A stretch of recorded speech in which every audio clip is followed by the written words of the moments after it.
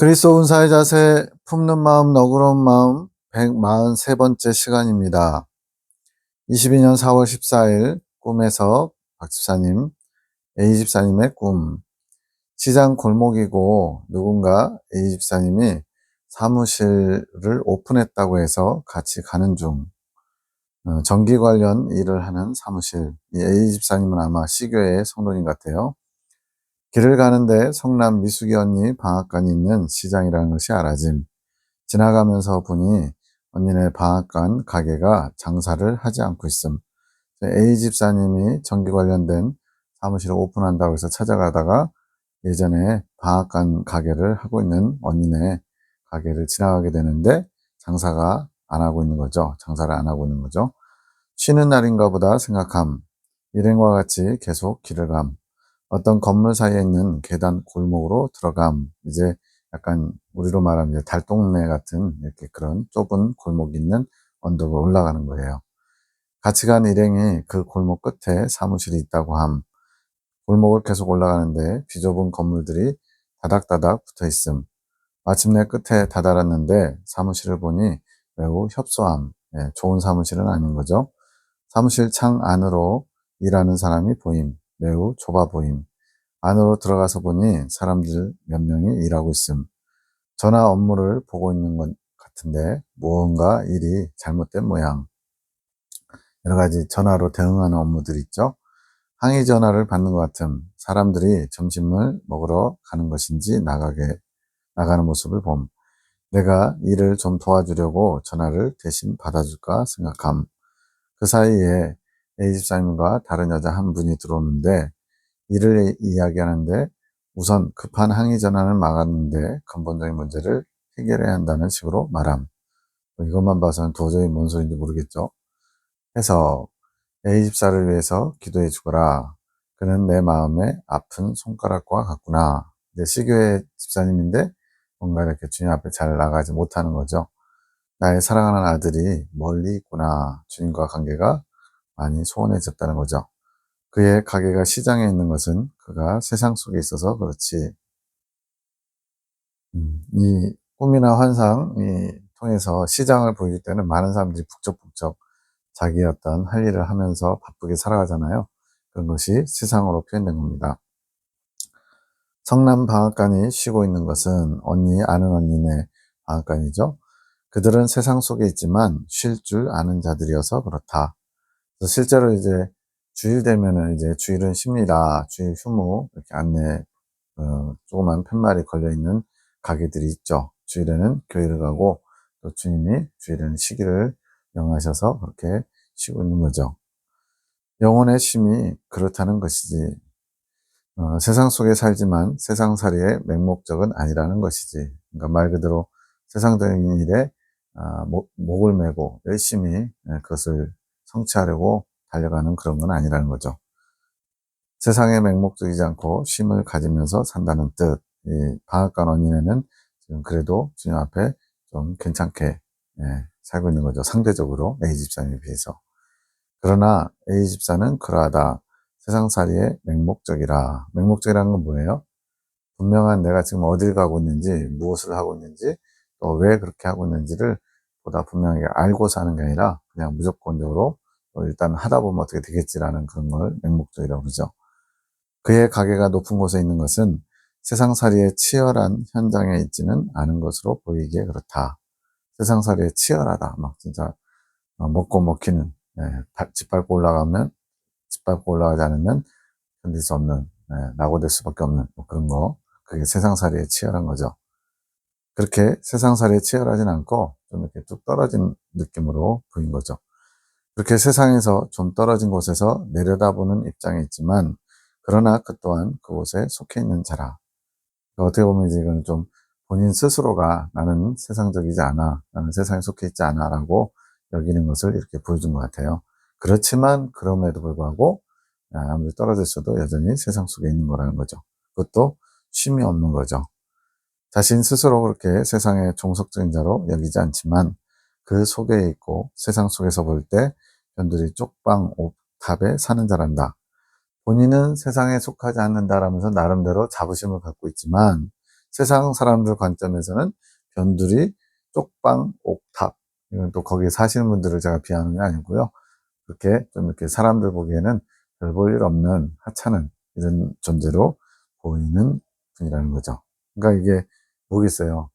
하나님께 속한 것도 아니고 세상에 속한 것도 아니고 여기서 저기서 인정할 만한 그런 모습은 모양은 갖추지 못한 거죠. 경제적인 것을 말씀하시나요? 경제적으로 어려운 걸 말씀하시나요? 물은 거죠.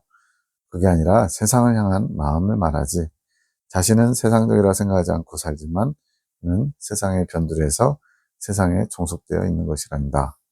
이제 양다리 걸치고 있는 뭐 그런 거죠. 하나님께 속한 것도 아니고 세상에 속한 것도 아니고 이도저도 아닌 상태.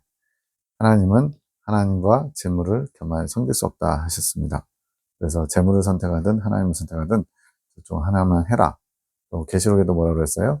내가 차든지 덥든지 미지근한 거 토하여 내치리라 말씀하셨죠. 그 세상에 속한 곳에서 열심을 다하지 그것이 옳다고 생각하는 것이지 그러나 그의 영혼은 허망하다. 나름대로 열심히 살고 있다고 해요. 그렇게 보이기도 해요. 그러나 그 내면의 영혼은 허망하다. 그렇습니다. 하나님으로부터 온 존재들인 우리가 하나님을 소유하지 못하면 또 하나님을 향하지 못하고 있으면 허망할 수밖에 없어요. 그 결론은 허망으로 끝납니다. 허탄하고 망령된 걸 쫓아가는 그 영혼의 결국은 주님과 관계가 회복되기 어렵죠. 그를 위해 돕는 손길이 있지만 그 일들이 잘 안 되는 것이지 손해가 나는 것이라. 그래서 이제 뭐 항의 전화 받고 그것을 막 메꾸려고 애쓰는 모습이 나타났죠. 참 안타깝구나. 그의 노력은 흐르는 물과 같은 것이지. 주님께서 축복의 통로로 하나님의 은혜의 통로로 쓰임받게 하시려고 지금 참정도로 훈련하고 계시는데 그런 좋은 의미에서 흐르는 물이 아니죠. 말 그대로 새나가는 겁니다. 아무리 열심히 살아도 돈이 모이지 않고 새나가는 것처럼 그렇게 붙잡을 수 없는 흘러서 새어나가는 그런 삶일 수밖에 없다는 거죠. 그러니까 세상에서도 성공하지 못하고 하나님께도 성공하지 못하고 어떻게 보면 이제 가장 비참한 사람일 수도 있어요. 그런데 왜 전기회사인가요? 전기 사무실 같은 거 오픈한다고 이제 찾아가는 거였잖아요. 내가 그를 세상의 빛으로 불렀기에 그렇지. 이건 뭐 이분만 그러겠어요? 우리 다 마찬가지죠. 내가 세상의 빛이 될 나의 자녀로 그를 불렀다. 그 일을 감당하기는 하지만 온전치 못하다. 아예 없는 건 아닌 거죠. 주님이 원하시는 삶을 아주 기초의 기초 정도는 조금은 하고 있다는 거죠. 그러나 주님 보시기에는 온전치 못하고 또 스스로도 만족이 없는 것이지. 나로 인한 만족이 없다. 그냥 자신의 몫을 할 뿐이지. 이 정도는 그래도 해야 되겠다 해가지고 기본적인 거 의무감으로 교회를 다닌다든가 교회에서 뭐 직분을 맡아서 봉사한다든가 이런 건 하고 계신가 봐요. 그렇게 답답한 공간에서 아주 좁고 협소하다 그랬죠. 자신의 일을 할 뿐이지. 어떻게 보면 참 안타까운 상황인 거죠. 그런 것이 최선이라 여기는 것이다. 그러나 그것은 세상에 속한 것이란다. 네. 본인은 열심히 살고 있다고 하지만 세상에 속한 데서 하나님을 찾지도 못하고 세상에서도 변두리 쪽방 옥탑에 사는 것처럼 천대당하는 그런 참 안타까운 모습입니다. 나 중심적인 것은 아니지. 그 안에 왜 선한 것이 없겠느냐. 그는 착한 영혼이지. 그러니까 이제 기본적으로 선한 분이라는 거예요. 남에게 해코지 못하고 악한 짓을 안 하는. 그런데 나 중심적이진 않구나. 그것이 안타까운 것이지. 우리가 인격적으로, 도덕적으로, 윤리적으로 선한 사람, 좋죠. 악한 사람이나 다른 사람을 등쳐먹는 사람들보다 훨씬 낫지만, 그러나 그런 인간적인 선, 이거보다는 하나님 중심적인 선이 훨씬 더 귀하고 가치 있는 겁니다. 왜? 그것만이 천국에 남을 것이기 때문에. 그것이 안타까운 것이지. 그를 위해 기도해 주거라. 그러나 그가 내 마음을 비추는 빛이 되도록, 주님의 빛을 투영시키는 빛이 되도록, 내가 기뻐하는 빛이 되도록 기도해 주거라. 이게 하나님 중심적으로 변화될 때 가능한 것이죠. 그는 나의 영혼, 내게 속한 영혼이니라. 내가 그를 기뻐할 것이니라. 그가 속히 돌아올 수 있도록 중보해 주거라. 그의 영혼을 위한 기도가 부족하구나. 그의 부모들도 그의 영혼을 위한 참된 기도가 무엇인지 모르는구나. 나의 태에 품을 자녀니라. 지금 아마 부모님도 신앙생활 하시는 거겠죠? 근데 그 영혼을 위해서 어떻게 기도해야 되는지 주님이 원하시는, 기뻐하시는 기도를 모르고 있다는 겁니다. 그러니까 말 그대로 엉뚱한 데다가 지금 골을 열심히 넣고 있는데 거기가 아닌 거죠. 네. 나의 태에 품을 자녀니라. 그를 품어주고 기도해 주거라. 송원자님에게 그런 하나님께 나오지 못하는 특별한 보호와 관리가 필요한 영혼들을 너희 태에 품고 해산하는 수고를 통해서 그들을 낳으라고 하거든요. 이분도 이제 그런 부류에 속하신 거죠. 그는 지금 영의 기도가 필요한 자란다. 영의 기도, 육의 기도. 그래서 육의 기도는 뭘까요? 성령의 이끄심 받지 않냐고 자신이 필요하다고 생각하는 것을 기도하는 게 육의 기도입니다.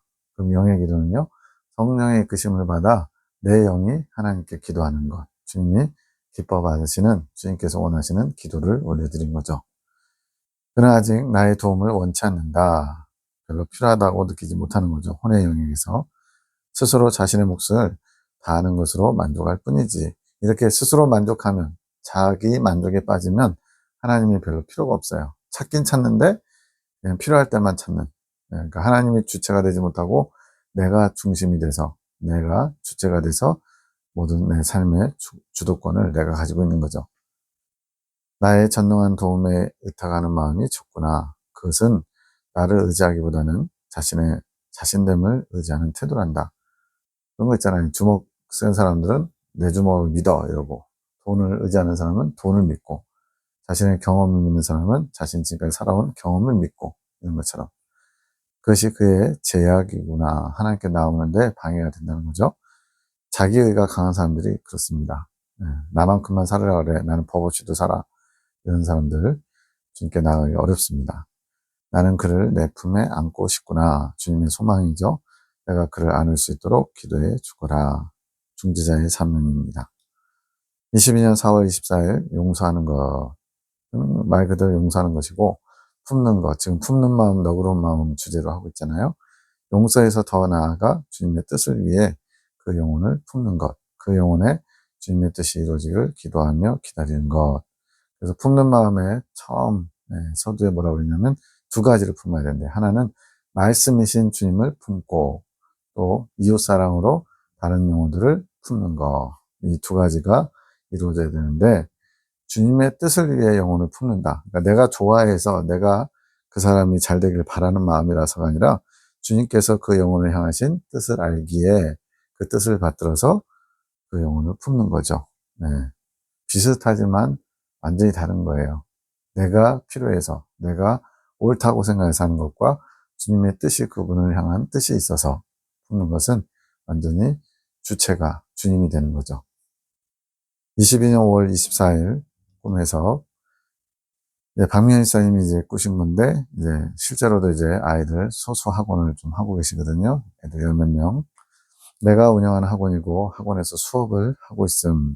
이제 실제 아이들이요. 나연이, 혜민이, 효민이가 보이고 다른 아이들도 보이는데 누구인지는 모르겠음. 졸업했던 여자아이도 잠시 방문함. 이미 학원을 과정을 다 마치고 나가는 애죠. 내가 반가이 맞이함. 그런데 어떤 성인 남자도 보이는데 한글을 배우려고 와 있다는 것이 알아짐. 성인인데 아직 한글을 못 배우셨다는 것은 뭔가 이제 보편적인 거에서 조금 아쉬운 게 있는 거죠. 갑자기 어떤 초등학생들이 들어오는데 누구를 기다리면서 잠깐 방문하러 왔어요. 근데 문제는 이 아이들이 야단법석인 게 문제죠. 내가 수업에 방해되지 않게 기다리라고 주의를 주었으나 아이들이 산만하게 떠듦. 그래서 기존에 공부하고 있던 아이들도 점점 산만해짐. 악한 영향을 끼치는 거죠. 그러는 와중에 학부모가 방문하심, 아들의 입회 상담을 하시고 싶다는 거. 내가 카페 쪽으로 안내하고서 방문한 초등학생들 때문에 원내 학생들, 이미 기존에 학원에 등록해서 다니는 아이들까지 산만해져서 내가 정신이 없음. 지금 상담을 해야 되는데 옆에서 아이들이 막 정신없는 거죠. 기존에 있던 애들까지 물들어가지고 계속 몰아치는 상황에 마음이 분주함, 마음의 평화가 깨졌어요. 오늘 처음 수업하고 있는 성인 학생분, 아까 한글을 배우러 오신 분 있었죠? 집중도 있게 수업하지 못할 것 같아 신경이 계속 쓰임. 저분도 이제 잘 이렇게 도와드려야 되는데 그것조차 이제 영향을 받아서 잘 못할 것 같아서 마음이 불편한 거죠. 그래도 학부모와 상담하는데 아들이 좀 문제 있음을 이야기함. 인지 능력은 문제가 없는데 자신만의 세계가 있어서 자폐아들 기질이 그렇죠. 자폐증이 자기만의 세계가 있어요. 그런 것이 있어서 학습이 어렵다는 식으로 말함. 내가 어떻게 지도해주면 될지 알아지는데 이제 그 아이를 어떻게 이끌어야 되겠구나라는 것은 어느 정도 감이 오는데 산만하게 구는 아이들이 계속 신경 쓰여서 상담에 집중이 안 됨. 얼마나 지금 막 옆에서 계속 시끄럽고 막 물건 던지고 해봐요. 내가 잠시 교실로 와보니 방문한 초등학생들은 이제 없어지고 우리 학원 아이들만 있음. 한바탕 난리를 치고 다 간 거죠. 아이들이 시킨 것을 하지 않고 놀고 있었음. 영향을 받아서 안 좋은 모습이 된 거죠. 평소 잘 따라오던 아이들이었는데 외부 아이들에게 쉽게 휩쓸린 것이 아쉬움. 이제 가르치는 입장에서 지금 그렇다는 거예요. 아이들에게 주의를 주고 교실 책상을 보니 사라진 초등학생들이 놀면서 해둔 낙서들이 보임. 예, 흔적까지 남기고 왔네요. 어지럽힌 현장을 치우면서 우리 학원 아이들에게 떠들고 장난치고 산만하게 한 아이들에게 내 경고를 전해주라고 이야기해준 그 아이들이 같은 학교에 다녔기 때문에 만날 수 있는 상황. 해서 마음에 관한 꿈, 지금 집중적으로 내면의 상태를 이렇게 많이 이렇게 보여주는 거예요. 기존에 이런 환경들 통해서 학원을 하시는 분을 통해서 한라 석축을 하는 분을 통해서 그 환경 속에서 더 이해하기 쉽게 성경도 그렇죠. 예수님이 그 당시 이스라엘의 상황, 양을 치는 일, 포도나무를 재배하는 일, 무화과나무를 재배하는 일 이런 거 가지고 비유로 하나님의 뜻을 나타내신 것처럼 학원은 내가 중심이 되어 운영하는 곳으로 나의 자율성이 대단히 높은 나의 공간, 내 마음대로 운영. 뭐 이렇게 수십 명, 수백 명의 교사가 있고 거기에 원장이 있고 뭐 이렇게 해서 굉장히 규모가 크면 내 마음대로 못하죠. 근데 이제 소수학원이기 때문에 내가 모든 거를 학습 일정이라든가 교육 방향이라든가 목표라든가 이런 건 내가 다 정할 수 있죠. 그래서 나의 공간이기에 내 마음으로 상징됨. 박민희 사님 마음 안을 학원으로 보여주고 있다는 거죠. 그 마음에 많은 사람들이 오면서 도움을 받고자 하는 것. 한글을 배우려고 하는 분도 있고 인지는 되지만 자폐 증상이 있는 아이를 상담하러 오신 분도 있고 사람들이 학원에 온다는 것은 내 마음에 어떤 사람으로 인해 마음에 부어지는 생각, 마음들을 상징 어떤 사람과 관계를 맺으면서 그 사람이 하는 말과 행동 또 표현들을 통해서 이제 영향을 받는 거죠. 그 사람에 의해 넣어지기도 하고 만들어지기도 함. 내 마음에 어떤 그 사람과의 관계 때문에 생기는 일들이에요. 기존에 있던 학원 아이들은 나의 의지로 조정이 가능한 생각과 감정의 마음들, 통제가 된다는 거죠. 내 의지로 통제가 되는 기존의 마음 상태들. 그것들이 다른 외부 학생들로 인해 공부에 집중하지 못하고 내 지시를 따르지 못하는 것은 외부에서 작용하는 요인들로 인해 사건이나 상황이나 또 사람으로 인해서 마음의 동요가 기존의 마음들을 흐트러뜨리는 것. 우리도 평상시에는 잔잔하잖아요. 어떤 일이 없을 때는 고요하고 내가 이렇게 좀 어, 안락하게 또는 평안하게 지내도 되나? 이런 의구심이 들 때도 있죠. 왜? 연단받아 정결케 된다는 그런 관념이 있으면 뭔가 연단을 열심히 받아서 주님 나라를 준비해야 될 것 같은데 너무 이제 또 문제가 없이 평안하면 이렇게 평안해도 되나? 아니 더 큰 사건 터지는 거 아니야? 이런 식으로 미리 지레 겁을 먹는 경우도 있죠. 이렇게 평안했던 나의 그 마음 상태가 외부의 어떤 영향으로 인해서 동요가 생긴 거예요. 주님 중심적으로 집중하지 못하도록 흐트러뜨리는 것. 그래서 우리는 이 땅에 사는 동안 외부의 영향을 받죠. 눈으로 보고 귀로 듣고 또 손으로 만져지고 이런 감각적인 세상에 영향을 받지 않을 수가 없어요. 땅에 살고 있기 때문에 육을 가지고 있기 때문에 그러한 동료들은 작은 아이들의 장난과도 같음 크게 주의하지 않고 받아들였던 것이 많은 영향을 미치게 되는 것. 그러니까 이제 영적으로 딱 깨어있지 않으면 그런 영향들로부터 자유로울 수가 없다는 거죠. 사소한 거였고 저 정도쯤이야 라고 했는데 그것이 나중에는 큰 영향을 끼쳐서 마음 전체를 부산하게 하나님을 바라보지 못하게 하는 경우도 있다는 거죠. 결국 대상자, 내 안에 있는 마음인데 치유되기 원하는 다른 사람들의 생각들, 더 나아가 사상들과 상담도 제대로 못하고 기존에 보내준 내가 도구가 되어 고쳐야 할 것들, 즉 한글을 배우려고 온 성인 같은 그런 분도 제대로 관리가 되지 못하는 것. 자, 좀 표현이 좀 어렵지만 내 안에 지금 다른 사람들을 치유해야 되는 그런 어떤 대상들이 있어요. 그런 사람들과 상담을 통해서 뭔가 도움을 주고자 하는데 그것도 지금 제대로 안 되고 있죠. 외부 학생 아이들이 떠드니까 상담받으러 온 다른 사람들을 세워주는 일, 이 일도 못하고요. 또 내가 도구가 돼서 고쳐야 되는 그런 사람, 한글을 배우는 사람도 잘 가르치지도 못하고요. 그것마저도 영향을 받아서 제대로 관리가 되지 못하고 있다. 그랬더니 이제 박민수사님이 이제 묵상한 겁니다. 왜 누군가의 마음이 내 안에서 치유되는 것으로 상징이 되나? 지금 내 치유, 나의 문제를 치유하는 것도 있는데 다른 사람의 상처난, 아픈, 헤어나지 못하는, 해결하지 못하는 그런 문제들이 내 안에서 치유되는 것처럼 왜 표현되나 이걸 묵상한 거예요. 사람의 마음은 사람의 마음으로 치유되어야 하는 것. 이제 한자로 이심전심이 있죠. 마음에서 마음으로 이렇게 공감대가 형성될 때 그것이 옮겨진 것처럼 사람의 마음, 상처받은 사람은 또 그러한 상처를 이미 경험하고 치유받은 사람이 위로할 수 있고 치유할 수 있는 것처럼 병든 마음은 주님께서 건강한 마음을 가진 자, 그래서 건강한 마음을 가졌다는 것은 세상적으로 건강한 게 아니라 주님의 마음을 가진 자가 그 안에서 주님의 마음을 가진 자 안에서 치유될 수 있대요. 이게 뭐겠어요? 주님의 마음을 가진 자가 주님의 마음을 갖지 못한 자의 연약함을 보듬을 수 있다는 거죠. 이것이 품는 것. 주님은 사람이라는 도구를 통해 자신을 드러내시며 주님이 전지전능하시니까 그냥 다 일방적으로 다 하시면 될 것 같잖아요. 하나님은 사람을 통해서 일하신다는 거예요. 그 사람의 화답을 통해서 하나님이 그 사람을 도구로 사용하셔서 통로로 사용하셔서 누군가를 고치시고 싸매시고 세우시고 그렇게 사람을 도구로 해서 자신을 드러내시며 그것이 흘러가기 원하는 것이기에 꿈에서 마음 안에 다른 마음이 들어와 고침받고 배우고 치유되는 것으로 상징. 한글을 배우려고 하는 성인도 그렇고 아이, 아픈 아이, 좀 정상적이지 않은 아이를 가르쳐 보려고 바로 세워보려고 상담하러 오신 분들도 그렇고 그분들이 이제 내가 치유를 하는데 도와줘야 되는 통로 역할을 해야 되는 분들인 거죠. 학원처럼 누군가의 마음을 고침받는데 사용할 도구로 세운 영혼이 주의를 기울이지 않고 방심하게 되는 이게 이제 아이들이 이제 볼일보러 왔다고 와가지고 마음을 심란하게 하는 거죠.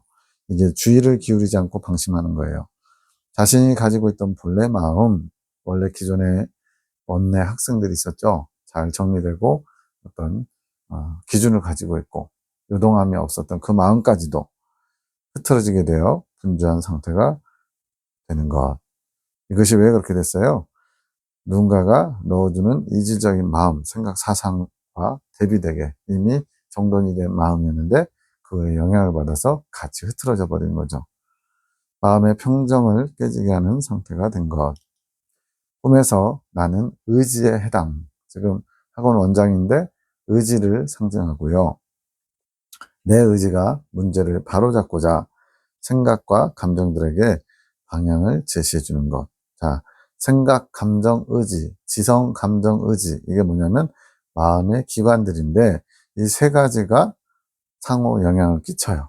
근데 이제 이 의지는 최종적인 행동으로, 행함으로 열매를 맺을 수 있는 그런 관문과 같은 것인데 이 의지가 생각과 감정들을 방향을 제시해 준다.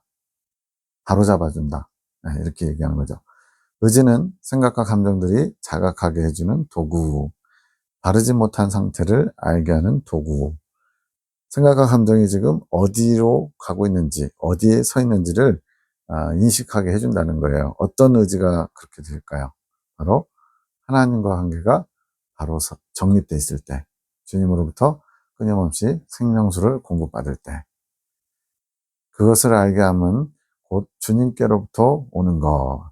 내가 이렇게 잘나서 내 의지를 바로 세운 게 아니라 주님으로부터 공급받아서 어떻게 해야 되는지를 생각과 감정을 잘 정리하는 것이 필요하다는 거죠. 그것이 생명수를 가져오는 것. 그 생명수의 능력을 의지가 가지고 오는 것으로 그 알므로 인해 주님과 대척된 마음, 이제 지금 막 요란하게 하는, 산만하게 하는 그런 것들, 외부의 요소죠. 나의 본래 마음이 아니라, 지금 원래 있던 원내 학생들이 아니라 외부 작용으로 인해 와서 떠드는 외부 아이들, 평안을 흐트르게 한 그 원인, 그 원인에 대해서 아는 것. 네. 지금 복잡하지만 그렇게 어렵진 않아요. 내가 지금 기존에 주님을 의지하면서 주님을 바라보면서 주님 중심으로 정리된 마음이 있었어요. 근데 이제 누군가의 다른 사람을 상담을 통해서 또는 뭐 어떻게 해서 치유하려고 하는데 오히려 내가 부주의함으로써 오히려 더 침습돼 버리는 거죠. 근데 그런 것들을 막아야죠. 안 그러면 나까지도 영향을 받아서 마음이 평안을 깨지니까. 그래서 그러한 하나님의 뜻이 어디 있는지, 주님께서 원하는 게 뭔지 이런 것들을 주님으로부터 생명수를 공급받듯이 그렇게 받아가지고 주도권을 주님이 주신 것 가지고 그것을 잘 정리하면서 도움을 줘야 되죠. 근데 오히려 영향을 받아버린 거예요. 내가 부주의해서. 이러한 마음은 다시 주님이 원하시는 상태로 정리될 수 있음. 잠깐은 영향을 받아서 흐트러질 수 있지만 다시 이제 정리하면 된다는 거죠. 이것이 의지. 자, 생각과 감정이 의지의 그 어떤 이끌음 안에, 주도 아래 잘 정리가 돼야 되는데 순간적으로 외부의 영향을 받아서 나의 평안한 상태였던 생각과 감정이 흐트러졌어요. 그럼 다시 의지를 사용해서 생각과 감정을 바로 세워야죠. 이 의지가 분향단에 드림으로써 이제 성막 도표에 보면은 성막 안에 생각을, 지성을 상징하는 떡상이 있고요. 그리고 감정, 양심을 상징하는 그 7 등대가 있고요. 그 안쪽에 분향단이 있어요. 결국 이 분향단에 향을 피워서 하나님께 올려드리는 것이 주님 앞에 헌신하는 것이 되는데, 이 분향단에 드리는 것이 곧 의지를 사용하는 거예요. 성령의 불이 타올라서 능력이 되는 것. 결국은 이 의지의 사용마저도 주님이 도와주셔야 되고 주님이 주도권을 갖고 계셔야 돼요. 그렇지만 주님 혼자 하시는 것이 아니라 나의 의지가 거기에 호응해야죠. 화답해야죠. 그럴 때 주님께서 능력으로 성령의 불이 타오를 수 있도록 도와줄 수 있다는 거예요. 그 훈련이 내 의지가 주님의 의지로 되는 과정. 자, 내 의지 가지고 이제는 주님의 의지를 맞춰가는 거예요. 내가 원하는 것이 아니라 주님이 원하는 의지, 주님의 뜻이 담긴 의지, 거기에 내 의지가 훈련을 통해서 점점 변화되어 가는 거죠. 근데 그렇게 의지가 변화되는 과정에 어떻게 보면 이제 피해갈 수 있으면 피해가면 좋죠. 근데 반드시 거쳐야 되는 게 방금 얘기한 것처럼 생각과 감정이 외부의 영향을 통해서 잠시 흐트러지다가도 다시 그 분향단의 불을 계속 그 향을 피우면서 의지를 드림으로써 주님 중심의 의지로 바뀌어갈 수 있다는 거죠. 의지의 기관이 모든 것을 장악해야 할 시점이 된 것. 의지라는 기관이 생각과 감정의 그 기관들까지 다 장악해서 이제는 어지간한 그런 외부의 영향, 자극에도 요동치 않는 상태로 바뀌어져야 된다는 거죠. 여기서의 의지는 자신의 의지가 아닌, 즉 자기 의로 만들어낸 그런 굳건한 의지가 아닌 주님께서 우리에게 주님의 것을 계시하고자 이끌어 주신 의지. 의지는 의지 맞죠. 내 의지가 맞는데 훈련받아서 이제 주님의 것을 취할 수 있는, 또 주님으로부터 온 것을 받아들이는 주님께 소유권이 있는 의지를 가리킨다. 좀 어렵지만 한번 간단하게 더 정리하면 우리는 생각과 감정과 의지로 이루어진 내면이 있어요. 이게 혼의 영역에 있는데 이 생각과 감정은 침묵으로써, 생각의 침묵, 감정의 침묵, 나중에 정욕의 소리에 침묵하기 위한 훈련을 통해서 가능해요. 근데도 이 생각과 감정이 외부의 어떤 요인으로 인해서 요동할 수가 있어요. 마음의 평정이 깨지죠. 사건 상황이 벌어지면. 또 심지어는 내가 도우려고 하는 사람을 돕다가도 그 영향을 받을 수 있다는 거죠. 안 좋은 영향을. 그럴 때, 그렇게 내 마음의 평정이 깨질 때, 그럴 때 그것을 당황할 것이 아니라 나의 의지가 주님께 받은 훈련을 통해서 이제 그런 생각과 감정을 통제할 수 있도록 그것을 분향단에 이렇게 향을 올려드린 것처럼 주님께 드려야 돼요. 이것이 주님의 의지를 내 의지로 끌어오는 겁니다. 그래서 내가 하는 게 아니라 주님께서 주체가 돼서 내 의지가 주님 앞에 바로 서는 거죠. 이것이 잘 돼야만 이제 주님께서 나를 온전히 생각과 감정과 의지를 장악해서 주님의 뜻대로 이끌어 가실 수 있다는 거예요. 이것을 학원의 비유를 통해서 지금 외부의 영향으로 인해서 내 내면의 생각과 감정들이 자꾸 흐트러지는 것을 어떻게 정리하고 바로잡을 수 있는지를 보여주고 있는 거죠. 내용이 좀 어려우신 분들은 다시 한번 들어보시면 좋을 것 같아요. 그 의지가 주님의 능력을 알아서 저절로가 아닌 안다의 의미. 그러니까 그냥 자동으로 되는 게 아니고 주님의 능력을 하나하나 끌어온다. 그런 표현이 더 맞을 것 같아요. 그래서 주님의 능력을 캐치해서 취해오는 거. 여기 이것이 바로 천국이 침노하는 거에 연결되는 거죠. 주님께 속한 것이기에 주님을 알 수 있음. 그러니까 내가 내 생각을 발동하는 게 아니라 내 감정을 발동하는 게 아니라 내 의지를 발동하는 게 아니라 주님의 생각과 감정과 의지를 끌어와서 주님께서 이럴 때는 어떻게 하길 원하실까? 계속 나를 비우고 주님으로 채우는 거죠. 그러면 그 주님의 능력이 내게 임할 수 있는 거예요. 죄성과 정욕의 영향을 받을 수 있는 마음의 영역들을 주님의 능력을 의지해 의지로 풀려가네 가는 것. 주님의 능력을 의지한다는 건 뭐예요? 주님께 나를 자꾸 내어드린 거죠. 그러다 보면 죄성과 정욕에서 요동하던 나의 마음 상태가 다시 평안한 상태로 자리를 잡겠죠.